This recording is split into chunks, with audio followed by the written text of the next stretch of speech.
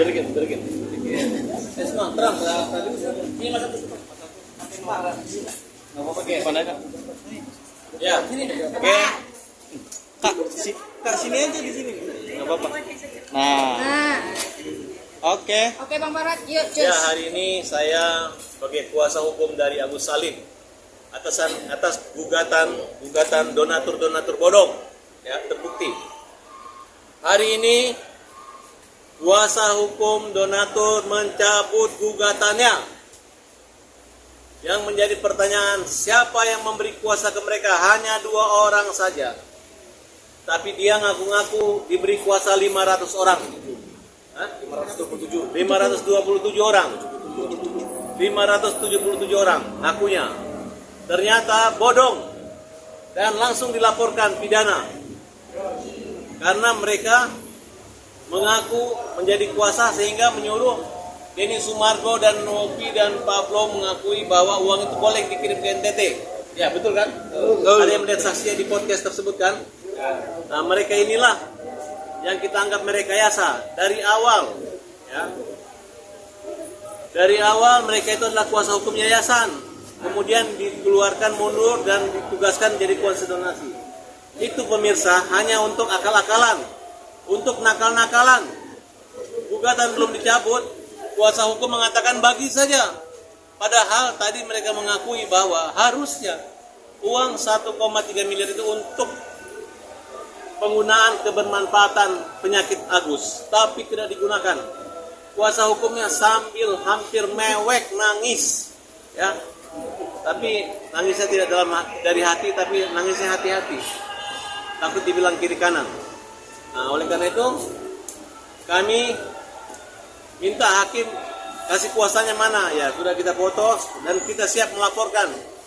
Termasuk Pablo adalah target utama kita. Karena dia yang podcast menyatakan setuju dan dia menerima pertanggungjawaban. Dan hari ini persidangan dihadiri oleh dari Kemensos. Kemensos yang mengatakan salah. Mereka sudah menyatakan minta maaf tidak akan mengulangi, tapi apa daya. Nasi sudah jadi bubur. Uang Agus sudah habis. Ya. Gus, uang kamu habis Gus. Tapi jangan takut Gus. Kamu nanti akan menang. Kamu mau pilih uang diganti atau mereka masuk penjara? Pilih mana? Agus maunya mereka di penjara gitu Gus? Siapa aja Gus mungkin yang di penjara Gus.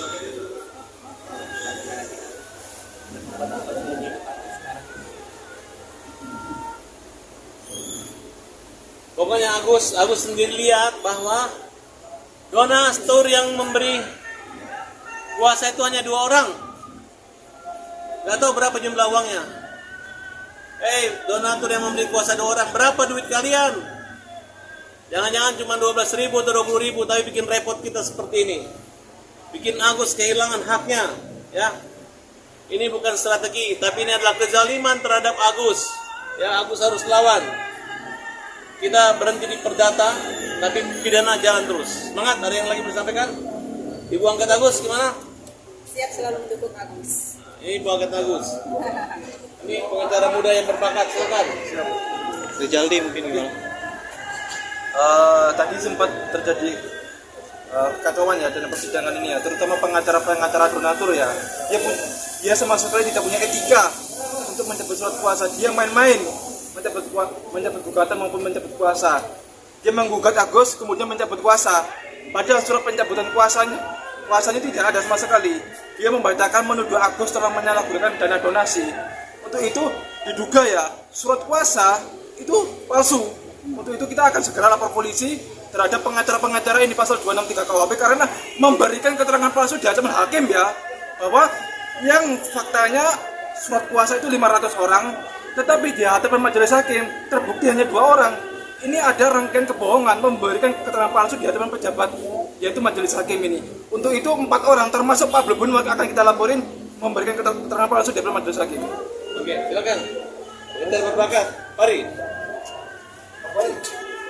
Gimana Bang Pari mungkin? Pokoknya dari kita ya menambahkan dari pembicaraan Bang Farhat dengan rekan juga Rizali, intinya buat para kuasa hukum donatur maupun dari donatur terlihat banget di sini memang kezolimannya di mana mereka ingat ya, ini harus jadi catatan penting adalah dia menggugat dalam hal perbuatan menghukumnya itu untuk pengobatannya Agus Salim, bukan untuk dikasihkan ke NTT nih. Jadi ketika memang uang itu dihabiskan untuk untuk saudara-saudara di NTT, jelas itu tidak sesuai dengan isi permohonan dari gugatan. Nah, jadi jelas ya. Jadi untuk masalah donatur di sini tadi teman juga sudah menyampaikan bahwa kita akan mengajukan laporan polisi terkait adanya dugaan keterangan palsu. Ini kan sudah disebarkan juga di publik kan, bahwa dia bilang hakim ini katanya menyatakan secara sah katanya di Tangerang. Itu tercantum di VT-nya Pablo Benua, sarjana hukum. Dia bilang kalau 577 kuasa sudah disahkan oleh majelis hakim. Faktanya saya waktu itu hadir sidang pertama, itu tidak ada yang diajukan oleh dari kuasa hukum donatur terkait 577 kuasa. Yang diajukan hanya 2. Udah itu aja mungkin. Ya, surat kuasa bodong namanya. Oke. Tadi ada pemukulan. Saudara, suami daripada pengacara Marlina tadi dipukul sama Dodi. Silakan sini. Tadi jelaskan kenapa dipukul sama Dodi. Saya juga bingung. Jadi gini, dari pertama dia udah menjustifikasi saya, kamu tandain saya, kata dia. Kemudian dia keluar, saya kira dia tidak melakukan pemukulan, kemudian dia melakukan pemukulan pundak saya. Dipukul, bukan cuma ditepak, dipukul. Dan ini masih Selasa Memar. Ya mungkin saya akan mengambil tindakan hukum, saya mengambil visum. Itu aja sih. Dia nggak biasa semena-mena. Jadi pengacara itu nggak boleh terlalu gegabah kayak begitu gitu kan. Dikira dia saya anak kecil mungkin. Gimana Ibu Lina suami dipukul? Ya, ini ada terjadi tadi insiden di depan saya sendiri secara langsung. Ini bukan pertama kali Pak Dodi mencela saya ya. Pada saat waktu di Gedung Juang pun Pak Dodi bersama Pak Nyoman pernah menunjuk-nunjuk saya. Ya, ini kejadian kedua yang saya sesalkan. Kalian sebagai pengacara tetap jahat. Kalau kalian mau adu tarung, jangan di sidang ini. Bikin malu saja kalian ya. Dan kalian mempermalukan Agus, silakan mempermalukan Agus. Tapi kami akan mempidanakan kalian. Itu saja. Kak, Bang. Sebagai tadi saksi yang melihat mereka dipukul.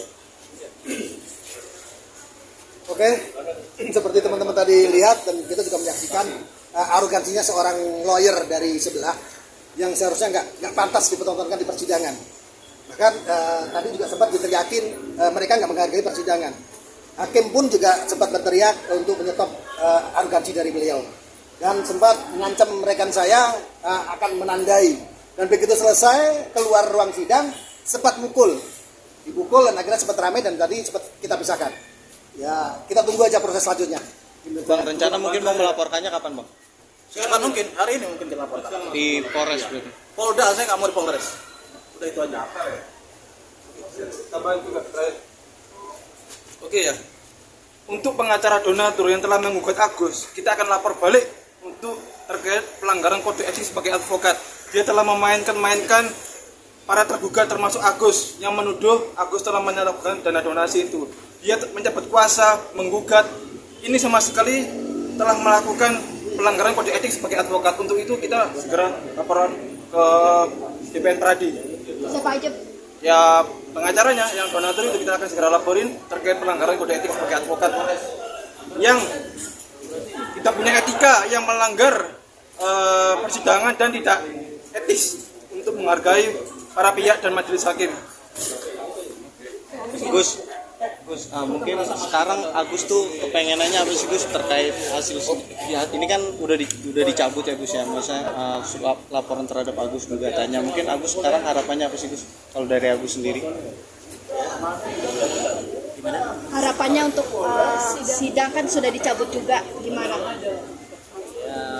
Kita tunggu putusan aja lah. Status sidang hari ini kan belum ada putusan, masih dipertimbangkan, pencabutan masih dipertimbangkan oleh majelis hakim. Jadi kita tunggu perkembangannya, nanti hakim putusnya kayak apa. Apakah sidang dilanjutkan atau gugatannya pencabutannya diterima apa enggak? Tapi Agus tadi mendengar huru hara tadi di dalam persidangan seperti apa sih Gus? Yang harusnya mungkin sidangnya berjalan dengan lancar, tapi tadi ada clash antar pengacara seperti apa Gus? Ya, menurut saya sih sangat tidak beretika ya, apalagi itu tadi dari pengacara donaturnya sampai ke meja gitu, seakan-akan itu membuat suasana jadi berantakan gitu, tidak menghormati hakimnya juga gitu.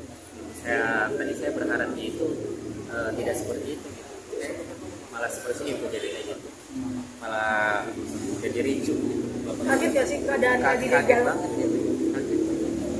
Dia juga saya lihat juga seperti itu banget gitu.